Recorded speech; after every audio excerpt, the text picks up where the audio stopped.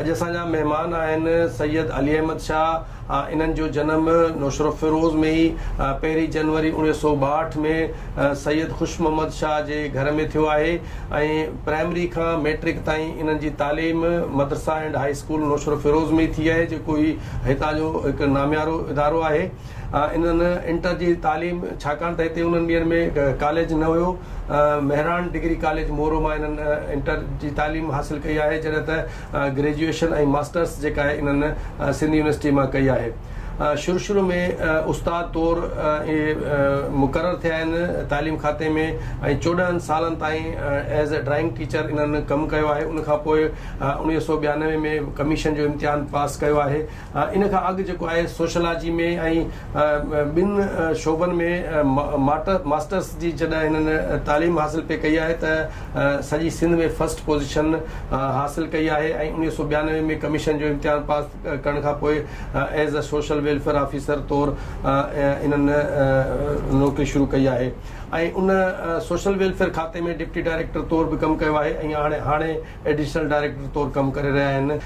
हिकु हसास तबियत जा मालिक आहिनि। शाइरी बि इन्हनि शुरू में तमामु घणी कई आहे ऐं इन सां गॾोगॾु नसर नवीसी में मज़मून ऐं कालम ऐं कहाणियूं ऐं सफ़रनामा खोड़ सारा लिखिया आहिनि ऐं समाजी ख़िदमतुनि जे हवाले सां जेकॾहिं साईं अली अहमद शाह जो ज़िक्र नौशरो फिरोज़ में थींदो त इन जो ज़िक्र ज़रूरु कयो वेंदो, छाकाणि त हिननि जेको नौशरो फिरोज़ में डिस्ट्रिक्ट कॉम्प्लेक्स में जेको वणकारी ऐं ॿूटा जेके पोखिया विया ऐं उनखां पोइ जेको सावक ई सावक असांखे डिस्ट्रिक्ट कॉम्प्लेक्स में नज़र अचे थी, उहे इन्हनि जी काविशूं आहिनि। ऐं ज़िले हुकूमत डिस्ट्रिक्ट कॉम्प्लेक्स में जेका ही पार्क तामीर करायो वियो हो, जंहिंजी वणकारी ऐं गुल ॿूटा पोखण खां पोइ जेका सावक ई सावक नज़र अचे पई थी, ज़िले हुकूमत इन्हनि जी काविशुनि खे मंजतान ॾींदे हुन पार्क जो नालो ई सैयद अली अहमद शाह पार्क रखियो ऐं नौशरो फिरोज़ में बि पब्लिक पार्क जी ज़िम्मेवारी अॻूणे डिस्ट्रिक्ट काउंसिल जे चेयरमैन अब्दुल सत्तार अब्बास साहब साईं अली अहमद शाह जे हवाले कयूं ऐं इन्हनि उहे काविशूं करे ऐं नौशरो फिरोज़ खे ख़ूबसूरत तोहफ़ो जेको पब्लिक पार्क जे नाले सां आहे उहो ॾिनो आहे। वधीक साईं जन सां हाल अहवाल ओरियूं था त उन्हनि ज़िंदगीअ में जेके लाहा ऐं चाढ़ा ॾिठा आहिनि उन्हनि जो इन सिलसिले में छा चवणु आहे, साईं वाह खे भलीकार चऊं था। साईं महिरबानी। तव्हांजो इब्तिदाई वक़्तु जेको नौशरो फिरोज़ में नंढपिण में गुज़रियो, प्राइमरी जी तालीम मैट्रिक ताईं, उहो दौर कीअं हो? ऐं साईं सभ खां पहिरीं त मां तव्हांखे ॿुधाईंदो हलां त असांजो जेको ख़ानदान घराणो आहे उहो शुरूअ खां वठी तइलीम सां वाॻियल रहियो आहे। मुंहिंजो नानो साईं जेको हुयो सैयद जलालुद्दीन शाह, उहो डिवीज़नल एजुकेशन ऑफिसर सखर जो रहियो। पोइ उहे जॾहिं असांजो असुल में ॻोठु जुणालो आहे कचे में, पोइ नानो साईं इन तइलीम जे ई करे उतां पंहिंजी फैमिली शिफ्ट करे ऐं आया नौशहर में अची पंहिंजी जॻह ठाहिराइनि ऐं पोइ असांखे उन्हनि पंहिंजी शफ़क़त हेठि पढ़ायो ऐं उन जो ई आहे जो अॼु असीं पढ़ियल लिखियल आहियूं, न त असांजे ॻोठनि में का अहिड़ी पढ़ाई कान्हे का। छो जो असांजे सॼे ख़ानदान में जेको हिते शिफ्ट थी आयो उन में छोकिरा हुजनि या छोकिरियूं हुजनि, को बि माण्हू MA खां घटि पढ़ियल कोन्हे। इहो असां ते उन जो बुज़ुर्ग जो थोरो आहे अहसान आहे। पोइ वरी असांजो चाचो फैज़ मोहम्मद शाह, उहो बि इन ई प्राइमरी स्कूल में उस्तादु रहियो ऐं तमामु सुठनि उस्तादनि मां जेके अॻु में 5 जो स्कॉलरशिप जो इम्तिहान थींदो हो, जेको मुक़ाबिले जो इम्तिहान हूंदो हो, त असांजो चाचो साईं 5 जा शागिर्द तयारु कंदो हो ऐं मुक़ाबिलो इहो हूंदो हो त चाचो साईं जेतिरा बि ॿार तयारु कंदो हो, उन वक़्त में ॿारनि जी घणाई कोन हूंदी, वधि में वधि 20 खां 22 ॿार क्लास में हूंदा हुआ। त साईं जेकॾहिं 22 ॿार तयारु कंदो हो त 22 स्कॉलरशिप में पास थींदा हुआ ऐं उन वक़्त में बाक़ाइदे टाउन कमेटीअ मां असांखे 10 रुपया स्कॉलरशिप मिलंदी हुई ऐं उहे 10 रुपया उन वक़्त जा अॼुकल्ह जे मां सम्झां थो 1000 खां बि वधीक हूंदा ऐं उन स्कॉलरशिप जी जेका असांखे ख़ुशी थींदी हुई तंहिंजी का हद कान्हे का। उन खां पोइ जॾहिं असीं मथे अचूं था त नौशहर में कॉलेज कोन हुयो उन वक़्त में, पोइ बसियुनि जे मथां चढ़ी ॾाकणियुनि में चंबड़ी करे मोरे ताईं वेंदा हुआसीं, उतां असां इंटर पास कई। ऐं उन वक़्त में अञा इहो प्राइवेट एजुकेशन जो सिलसिलो शुरू कोन थियो त तव्हां वञो कॉलेज में फार्म भरे छॾियो ऐं सालियानो इम्तिहान वञी ॾियो। पोइ वरी असांखे मास्टर्स या पंहिंजो बैचलर करण जे लाइ सिंध यूनिवर्सिटी में रेगुलर दाख़िला वठणी पई। पहिरियां मूं जॾहिं सिंधीअ में MA करे ऐं कोशिशि कई त का कमीशन पास करे लेक्चरशिप में या के पोइ चवंदा आहिनि त जिथे तव्हांजो दाणो पाणी लिखियलु हूंदो उन पासे वेंदो। पोइ जेतिरो वक़्तु मास्टर्स खां पोइ मां वांदो वेठो हुउसि, मूं सिंधीअ जी तयारी बि ठीकु ठाक कई, पर उन दौरान का बि कमीशन काल कान थी। पोइ विच में ई कंहिं दोस्त सलाह ॾिनी त साईं तव्हां सोशलॉजीअ में मास्टर्स कयो। मूं सोशलॉजीअ में जॾहिं मास्टर्स कई त अलाह जी महिरबानीअ सां यकदमि जेको आहे सो अचणु शुरू थी वियूं। इन विच में हिकिड़ो तव्हांखे मां ड्रॉबैक ॿुधायां त उन वक़्त में मुंहिंजो कज़िन साईं जमाल मुस्तफ़ा शाह जेको हिते DC बि रहियो, कमिश्नर बि रहियो, उन ऐं मूं गॾिजी जेको आहे सो CSS जी तयारी कई नवाबशाह में। टियों असां सां दोस्त रशीद ज़रदारी हूंदो हो। पोइ असांजी टिनी जी गॾियल मूंखे उन वक़्त में नौकिरी बि हुई, उस्ताद बि हुयुसि, पर गॾिजी स्टडी हिक ॿिए सां थींदो हो, इंटरेक्शन, वीचार वंडणु। पोइ एन टाइम ते इम्तिहान जो शेड्यूल बि अची वियो, इम्तिहान पेपरनि जा ॾींहं बि अची विया त मुंहिंजे साॼी अखि जी रिटाइना डिटेच थी वई। एन टाइम ते पोइ मां अस्पताल हली वियुसि ऐं 15-20 ॾींहं मूंखे इन ऑपरेशन मरहले में लॻा। इन विच में इम्तिहान थी वियो जंहिंमें साईं जमाल मुस्तफ़ा सिंध में टॉप कयो ऐं असांजो नसीब अला साईं कंहिं ॿिए पासे रखियो। उन खां पोइ जीअं ई कमीशन आई जंहिंमें सोशलॉजीअ जा लेक्चरर्स ऐं सोशल वेलफेयर ऑफिसर इन्हनि जी ज़रूरत आई, पोइ उहे मूं ॿई कमीशनूं ॾिनियूं। पोइ अलाह जी महिरबानी सां लेक्चरशिप वारो इम्तिहान बि पास थी वियो, सोशल वेलफेयर ऑफिसर वारो पास थी वियो। पोइ मूं ऑप्ट कयो सोशल वेलफेयर डिपार्टमेंट खे। शाइरी जे हवाले सां तव्हां ॿुधायो त अदब में तव्हांजो जेको कंट्रीब्यूशन रहियो आहे या उन पासे तव्हांजो लाड़ो रहियो आहे, ईअं हो त अदबी बि सम्झो त असांजो घर में शाइर तव्हां साईं राशिद मोराई ॿुधो हूंदो, इहो साईं मुंहिंजो मामो वञी थिए, ऐं उनजो वालिद साहिबु साईं सैद अली शाह या उनजो इहो सॼो असांजो मामाणो, त माना घर में शाइर मौजूदु हुआ, उन्हनि जा किताब या साम्हूं उन्हनि खे ॿुधोसीं। त अच्छा ॿियो छा हो त अदब असांजे घर में किताबनि खां सवाइ ॿी का शइ कान हूंदी। टूल्स घर में माण्हुनि वटि रांदीका हूंदा आहिनि, असांजे घर में किताब हूंदा आहिनि। ऐं नानो साईं बि असांखे केॾांहुं ॾींदो हो त किताब ॾींदो हो। पोइ उहे इस्लामी किताब हुजनि, अदब जा किताब हुजनि, शाइरी जा किताब हुजनि, उहे पोइ इहो उसूल अथव त तव्हां जंहिं सिन्फ़ खे जेतिरो पढ़ंदव उन सिन्फ़ जे पासे तव्हांजो ऑटोमेटिकली लाड़ो थींदो। त उन दौर में जेको वक़्तु उते वांदो हूंदो हुउसि पीरियडनि खां अलावा, त पोइ उन में मां का न का शइ लिखंदो रहंदो हुउसि। पोइ शाइरी, का शॉर्ट स्टोरी, को कालम। मुंहिंजी वरी हिकिड़ी ॿी बि जेका सम्झो त शुगुल रहियो आहे, उहो मुंहिंजो शुगुल रहियो आहे त सैरो तफ़री मुंहिंजे ज़िंदगीअ जो हिकिड़ो पार्ट रहियो आहे। उहो वरी मां पंहिंजो इल्ताफ़ शेख खां मुतासिर थी इल्ताफ़ शेख जा सफ़रनामा तक़रीबन जेतिरा बि आहिनि सभु पढ़िया। पोइ मूंखे बि हेर पई त जिथे माण्हू घुमणु वञे थो उतां जा नोट्स लिखे ऐं पोइ मोटी अची वरी उनजो हिकिड़ो सफ़रनामो लिखे। मां जेको बि हिन महिल ताईं लिखियो आहे उहो पंहिंजे ज़मीर ऐं पंहिंजे ख़ुदीअ खे नज़र में रखे उहो लिखियो आहे। सच लिखण हिन दौर में वॾो ॾोह आहे ऐं सच कड़ो आहे बिल्कुलु। पोइ मुंहिंजा किताब तक़रीबन जेके बि आहिनि, शाइरी जो किताब जुदा आहे, नसर में कालमनि जो जुदा किताब आहे, शॉर्ट स्टोरीज़ जो जुदा, उहे ईअं सम्झो त कंपाइल लॻा पिया आहिनि।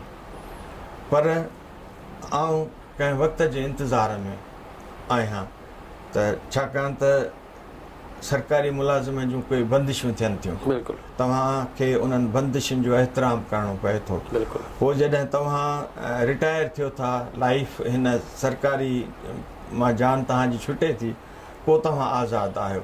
पोइ तव्हां पंहिंजे तरफ़ां का चयल शइ पब्लिकली तव्हां आम करे सघो था। सो इहा ई वजह आहे।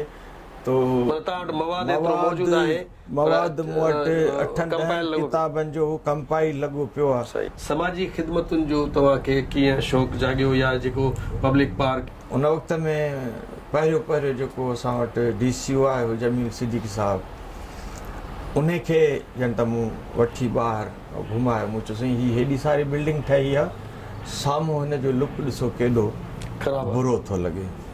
चई पोइ हिनखे छा कजे? मूं चई हिनखे ठाहिणु घुरिजे। चई ठीकु आहे, स्टार्ट किथां कंदो? चयोमांसि इहो तव्हां मूं ते छॾे ॾियो। मथां यकदमि नवनि नाज़िमनि वरिती।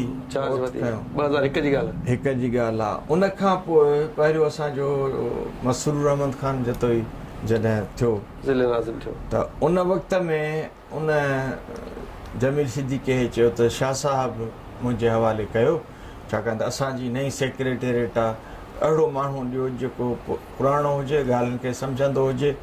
असां वटि त बिस्मिल्लाह ई नई थींदी, शुरूआत ई नई थींदी। अॻु में कॾहिं न नाज़िमी पोस्ट रही आहे, न कमु रहियो आहे। पोइ डिस्ट्रिक्ट काउंसिल जी चार्ज मूंखे मिली एडमिनिस्ट्रेटर जी। जॾहिं एडमिनिस्ट्रेटर जी चार्ज मिली त ज़िले काउंसिल में जेकी बि माली बेलदार हेठियों स्टाफ कमु कंदड़ हो, उहो डायरेक्टली मुंहिंजे अंडर में अची वियो।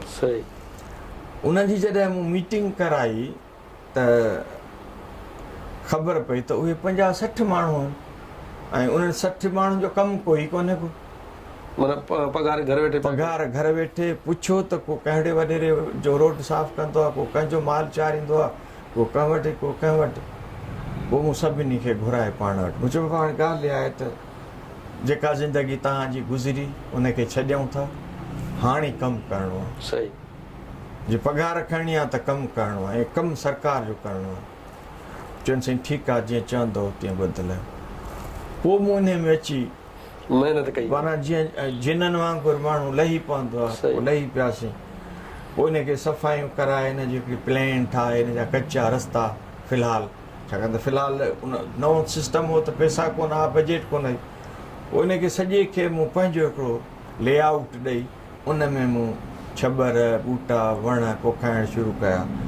उहे ॿूटा वण जॾहिं 4 सालनि में चङा तयारु थिया त पोइ मथां वरी दौर मटियो त आकिब ख़ान वरी ॿियो नाज़िम आयो। उहा बहार जी मौसम हुई, मूंखे यादि आहे। सॼो पार्क सां ख़ूबसूरत हो। मूंखे चई यार ॻाल्हि सही थो। मूं चयो हाणे तव्हांजे मथां हिकिड़ो कमु रखां थो। चई हुकुम कर। मूं चयो हीअ जेके हिन जा पाथ कचा आहिनि, इहे पका कराए ॾियो, हिकिड़ी स्कीम। जी हाज़िर।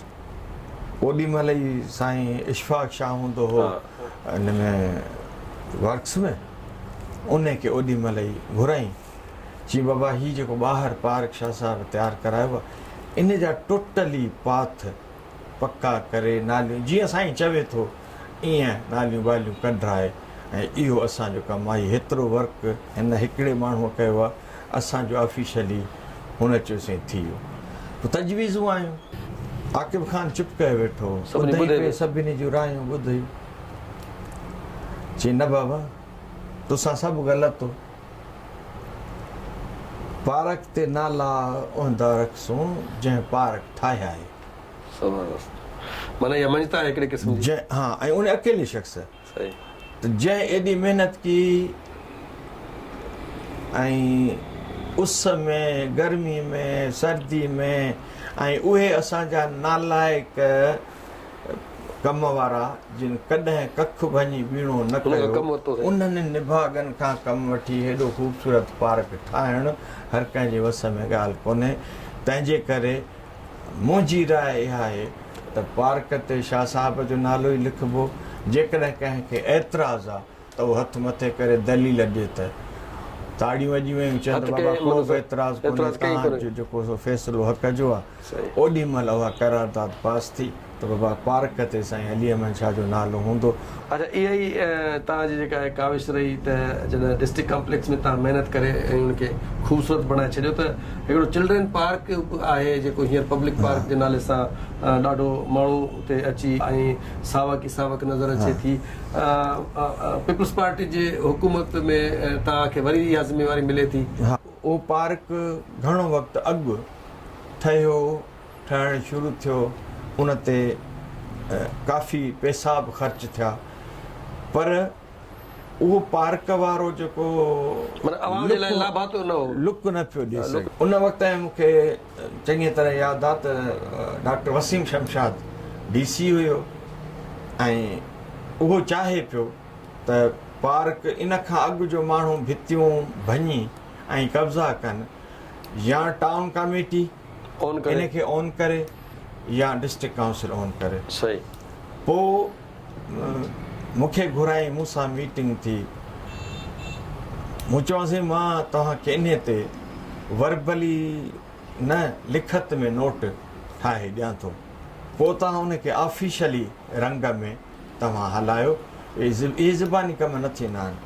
पोइ उनखे पूरो तफ़सील सां नोट ठाहे ॾिनो त हीउ पार्क 6 एकड़नि ते मुश्तमिल आहे, वॾो पार्क आहे। इन पार्क में सोर्सिस खपनि ऐं बजट खपे, ऐं उहो इदारो इहो पार्क हैंड ओवर करे जंहिंमें मेन पावर हुजे, माण्हू हुजनि, बजट हुजे। पोइ मूं लिखियोमांसि या त इहो टाउन कमेटी जे हवाले कयो, उन वटि बजट बि आहे, माण्हू बि आहिनि, या डिस्ट्रिक्ट काउंसिल इनखे ऑन करे त बहितर थींदो। पोइ लेटर वियो नौशहर जे टाउन कमेटी जे चेयरमैन ॾे त बाबा हीअ तव्हांजे सुठी शइ आहे, तव्हां इनखे संभालियो, ऑन कयो। चेयरमैन टाउन कमेटीअ लिखी मोकिलियो त इहो असांजे ज्यूरिसडिक्शन में ई कोन थो अचे, हद खां ॿाहिरि आहे, इहो UC फलाणी आहे, उन में माना जवाब ई हिकिड़ो मिलियो। हाणे जॾहिं ॻाल्हि आई, हाणे माना वञी अकेलो ऑप्शन बचियो डिस्ट्रिक्ट काउंसिल खणणु। डिस्ट्रिक्ट काउंसिल में भाऊ सत्तार मुंहिंजो क्लास फेलो बि आहे, ऐं हिक ॿिए खे सुञाणूं, हिक ॿिए जे तबियतुनि खे सुञाणूं, ऐं माना चङी तरह हिक ॿिए जी ख़बर आहे त केरु छा आहे, केरु कीअं कमु कंदो, उहो डिस्ट्रिक्ट काउंसिल जो चेयरमैन आहे। उहो डिस्ट्रिक्ट काउंसिल जो चेयरमैन थियो। हुनखे जेके मूं शर्त रखिया उहे हुन सभु क़बूल कया। मूं हुनखे शर्त रखिया त बाबा ॻाल्हि ॿुध, मुंहिंजे कम में को बि तुंहिंजो इंजीनियर ऑफिसर इंटरफेयर न कंदो, चई न कंदो। सही। हुनजी डिज़ाइनिंग में, हुनजे कम में, हुनजी ॻाल्हि में को बि। नंबर ॿी ॻाल्हि त मूंखे जेका शइ खपंदी, तूं भली हैदराबाद में वेठो हुज, ऐं उहा शइ लिखी फोटो कढी तोॾे व्हाट्सअप कंदुसि। सही। उहा 5 रुपए थी मिले या 50 रुपए थी मिले, वास्तो कोन्हे, मूंखे उहा शइ वठी जंहिंखे वणे तंहिंखे चवंदे मूंखे पंहिंजे पार्क में पुॼाईंदो, पार्क में हणाइण मुंहिंजो कमु। सही। उन ते उनजी देखभाल माना तव्हां पैसा बि न वरिता त मां कमु कंदुसि, कॾहिं बि का बि शइ जेका आहे, ऐं मां उहो कॾहिं बि इहो बि चयोमांसि त मूंखे जे पाणीअ जो गिलास खपंदो न, ऐं तुंहिंजे चीफ ऑफिसर खे न चवंसि, तुंहिंजे काउंसिल ऑफिसर खे न चवंसि, मां तोखे चवंसि, छो जो मुंहिंजो तोसां लिंक आहे। छो जो मां न इन लाइ तोखां को पघार थो वठां, न आनरिया थो वठां, न मज़ूरी थो वठां। सुबुह खां राति जो 7 बजे ताईं मां हुते कमु कंदुसि, तुंहिंजी इज़त ख़ातिर, शहर जी इज़त ख़ातिर।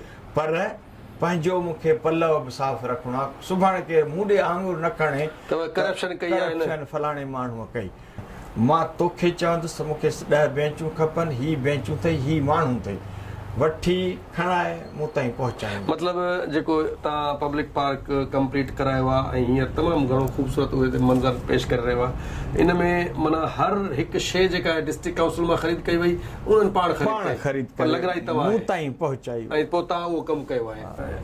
नौजवाननि खे जेके हींअर नौजवान आहिनि पंहिंजे पंहिंजे शोबे में जेकॾहिं हू अचणु चाहिनि था, मिसाल जे तौर ते उस्ताद थियणु था चाहिनि या तव्हांजे पंहिंजे खाते में अचणु था चाहिनि, कामयाब करायता शहरी बणजण लाइ उन्हनि खे छा करणु खपे?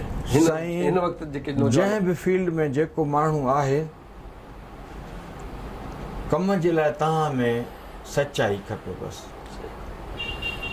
डेडिकेशन तव्हां में नाहे, तव्हां में कमु करण जो जज़्बो नाहे, तव्हां शॉर्टकट ॻोल्हण जे चकर में आहियो त मां शॉर्टकट ॻोल्हे यकदमि नालो कढाइणु ॾाढो ॾुखियो आहे।